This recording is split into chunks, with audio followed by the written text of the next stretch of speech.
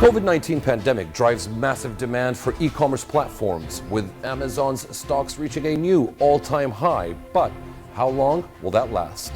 Video on-demand platforms continue to thrive, with Netflix revenues expected to hit a record all-time high revenues in 2020. Should you be buying stocks, shares, or is it too late? Months following Uber's $3.1 billion acquisition of Crain, they continue to downsize. How long can Uber sustain this? It's no surprise that small, medium-sized businesses and even large corporations all across the globe have been affected by the current pandemic. Yet, many sectors and industries continue to thrive, from e-commerce to technology and even video on-demand platforms. Today, many are questioning how they can find opportunities despite the challenges being presented. One person that comes to mind who knows how to answer just that and continues to create his own opportunities is joining us here today. So let's take a look at today's guest.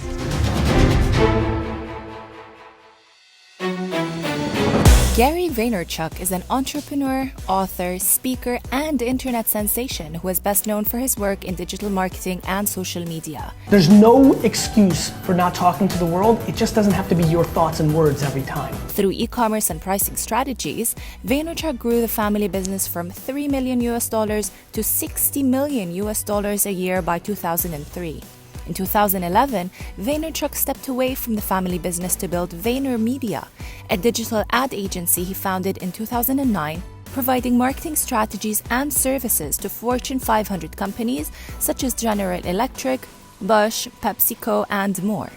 In 2016, with 600 employees, VaynerMedia grossed $100 million in revenue. And if that wasn't enough, Vaynerchuk has also released many bestsellers, including Crushing It, and tours the world to motivate aspiring entrepreneurs to share his knowledge not only on how to start businesses, but how to scale companies over time, even during global financial recessions. We're fantastic. We're crushing it. We're crushing it. I love it. You make entrepreneurship cool. Gary, thanks for joining us. Thanks for having me. So a few things we want to talk to you about today, and we really want to focus on online platforms, e-commerce, tech, and so on.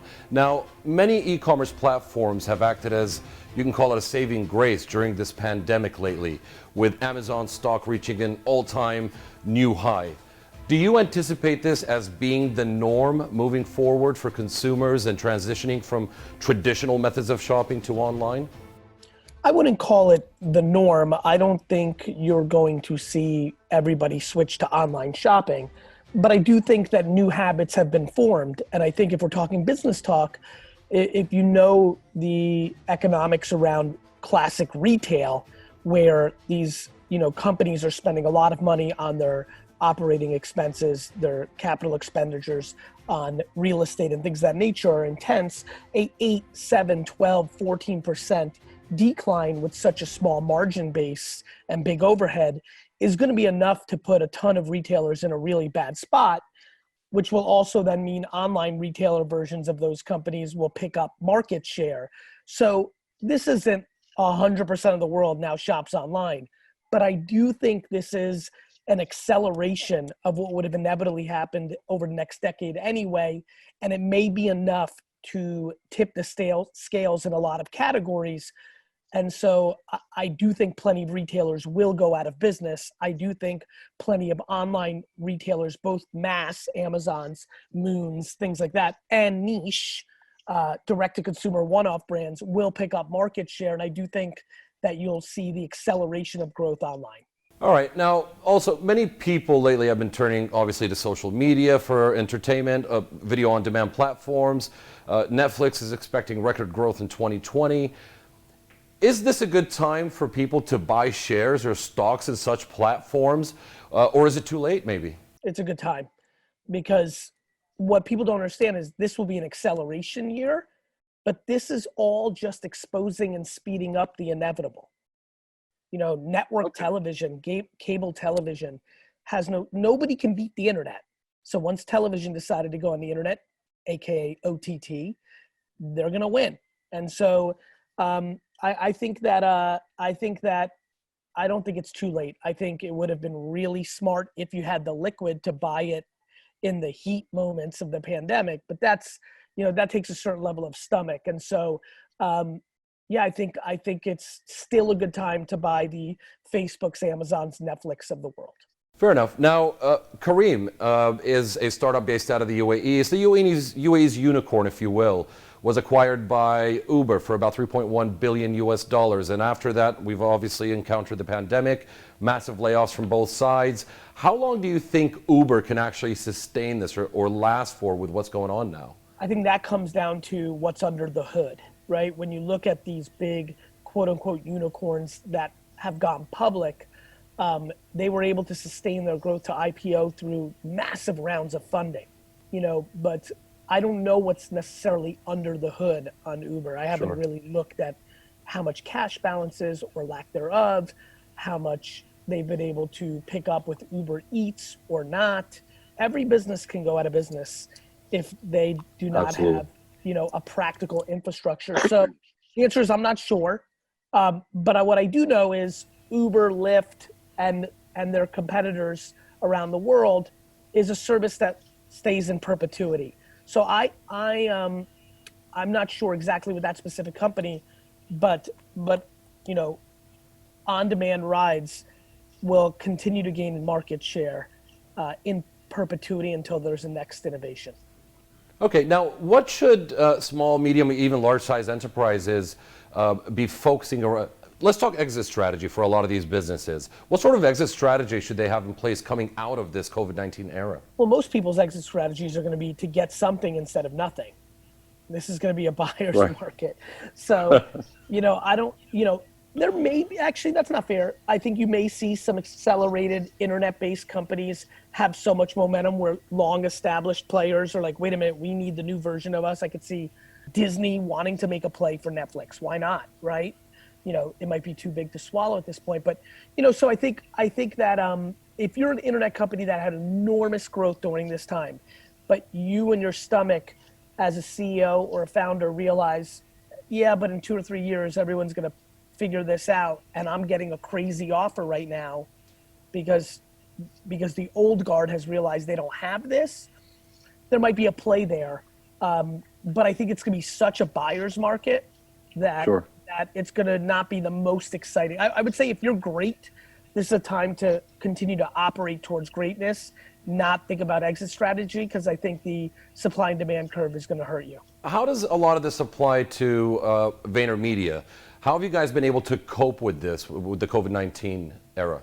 From an operational standpoint, we're a modern company, so it's all Slack, it's all, workplace, it's all, in the cloud. So that's been easy. And as far as our actual business, because client service businesses are very vulnerable to things like this, I'd be lying if I didn't say we were lucky. If JetBlue or American Airlines or the Hilton and Marriott Group or McDonald's or, if we were hit by the companies, retailers and even market, if we had the clients that were most affected by this, we would be in a much more vulnerable spot. For us, the fortunate thing was, CPG brands, food, beverage, most of our clients, financial services have been stable and maybe even growing during this time. Some of them have been so affected in China and other places in the world that they've had to throw the dollars they're making in the US over to there. And we're predominantly US, even though we have London and Singapore doing quite well for us.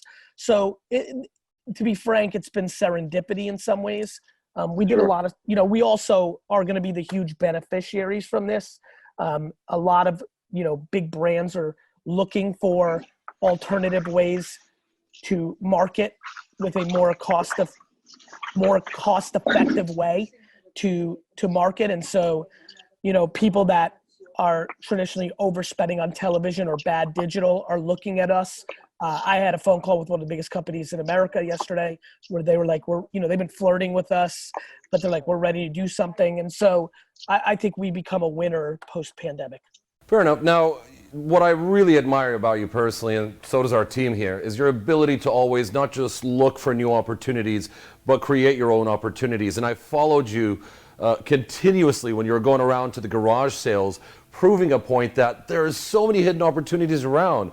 What should small, medium businesses be doing today in order to find some of these opportunities? Any particular advice you have? Yeah, they need to storytell from a branding standpoint, content at scale, at all costs. I don't care if you're sitting in your living room and your restaurant's closed, making videos about the story. So true campfire stories, because that builds brand. And then you must build an internet-centric revenue model. I mean, I don't know, again, if you're a restaurant, why not package up your best dish and sell it as a frozen product? Like, figure it out. Like, business should be hard. People are like, Gary, that's hard. I'm like, it should be hard. Like, you're asking for money. You're asking to live your life on your own terms as an entrepreneur. It should be hard, and you should be forced to innovate. And so I couldn't imagine not being internet centric. And I think that's just crazy. And I think I'm hopeful that people get serious about it. Off the top of your mind, what should people be investing in today? Obviously, when it comes to time, we know that. But when it comes to actual financial investments, what's your recommendation? What sectors, what industries should people be looking at? The theme of this, the people that are most tied into the reality of the consumer behavior around the internet, right? OTT, e-commerce, their infrastructure around that, video conferencing. I think you're going to see a huge shift in workplace dynamics. So companies like Slack, I think, are grossly underpriced. Full disclosure, I have some shares of that, but tiny. But I think anything that's built to support people working from home is a super interesting business. I'll go somewhere weird. I think a lot of people are going to be renovating their homes to build out home offices. So I haven't given this a lot of thought, but like whoever, the Home Depots and Lowe's in the US or the other markets around the world, the competitors, I think that anything that talks about home office is probably a worthwhile place. So I do think workplace, I think Slack, I think Zoom and Google, infrastructure with Google Hangouts is going to do well. I think it's very clear that there's going to be meaningful consumer behaviors. People talk about new normal. I don't go to that extreme. Like, there's always a new normal. People are always evolving. But this has definitely opened up people's eyes to different ways of doing business. Let's talk quickly some of the takeaways for entrepreneurs, business owners. What can people learn from these times that we're going through? That they should be grateful for what they have. I think, I hope that people are going to be more simple. I know that we're a consumer world and people can't stop buying things they don't need, but my hope is that they realize simplicity is great. You don't need that much stuff. I think they're going to learn that there's more efficiency in technology than they realize. Being in person at an office, the meeting, first 15 minutes, bathroom, getting your coffee, this and that. I think technology has shown, and these video conferences. I mean, look what you and I are doing right now. This is mind-boggling if we told our grandparents we're doing this, where you are, right? Technology, it's amazing. And I think people need to lean into that. I think for some of us old school people, and I'm one of them on this issue, that people will be productive if they're at home.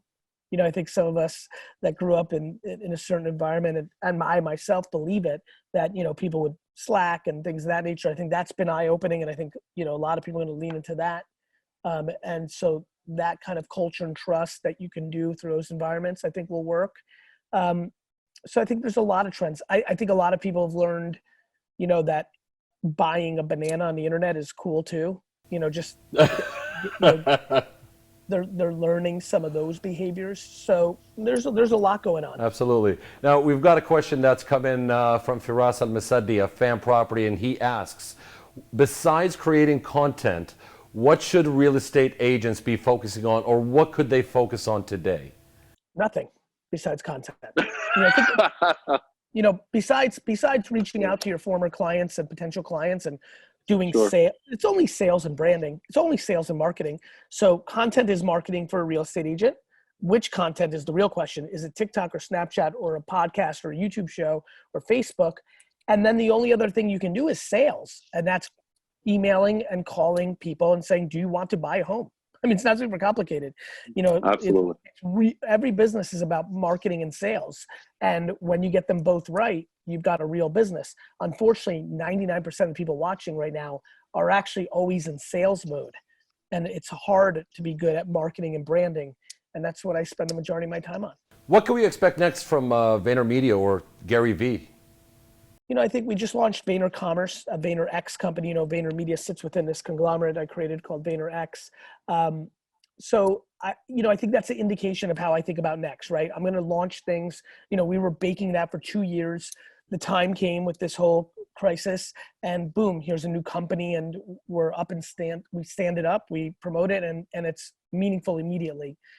That's how I think about things, whether it's voice, whether it's augmented reality, whether it's machine learning, whether it's cryptocurrency, whether it's cannabis, whether it's esports.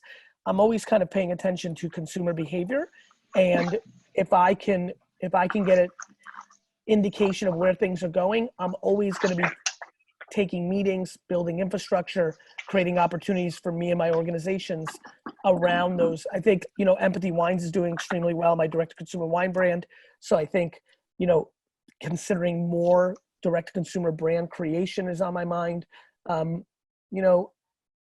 Innovation, I innovated a product called Wine Text for my family's wine business that is doing extremely well. So texting is something that's on my mind. So I'm just constantly watching what consumers are doing and strategizing how to put myself and my businesses in a position to capitalize on that. Excellent. Now, just down to the last couple of questions. By the way, you were here last time in Dubai, and man, you have an ever-growing fan base. People absolutely love you here. After this pandemic, or after the lockdown, do you think we can expect you in Dubai again soon? Oh, to me, that's a place that is on the minimum 2 times a year on trips. So thank you for saying that. And yes, it's one of my favorite places on earth. Well, we definitely look forward to that. All right, now we've got a couple of very quick, fun questions for you. As a child growing up, what did you want to become? The owner of the New York Jets. Right. Now that brings me to the next question, actually, because I'm a Patriots fan. On a scale from 1 to 5, 5 being extreme dislike, how much do you dislike the Patriots, or maybe Brady? 7 trillion. So I guess there's no chance of you. Genuinely. Wow. Okay. Genuinely. in a way that nobody who's watching right now would understand. It's true religion for me. I would Right. argue, so much unfortunateness in the world of like religion, people hating each other. I would say that's how I feel about the Patriots. Wow. All right. Now we know how much you really love the Jets as well. How much longer before you do acquire the Jets, you think? 25. That feels like the right pocket. 25 years. All right. And favorite movie for Gary V? Empire Strikes Back. Favorite music or band? The Notorious B.I.G. Okay, that's very interesting. Well, Gary, listen, honestly, man, thank you so much for your time. Always a pleasure speaking to you. I wish everybody who's watching nothing but health, and do me a favor, the world is how you see it. So if you decide your perspective is this is a time of opportunity and offense, it is. And if you decide it's a time of dwelling and negativity, it is. And so if I leave with anything, please look for the opportunities because they are abundant. Excellent. Thank you very much, everyone. Ladies and gentlemen, once again, that's Gary V from New York. Thanks, Gary. We'll see you. Bye-bye. Bye-bye. And that was Gary V from New York. And the takeaway for today's interview is what separates successful individuals from others is their ability to continue and create their own opportunities. We'd love to hear from you. What opportunities have you created lately? Please share your thoughts with us on social media platforms and by email. Until next time, this is your host, Omar, and we'll see you soon.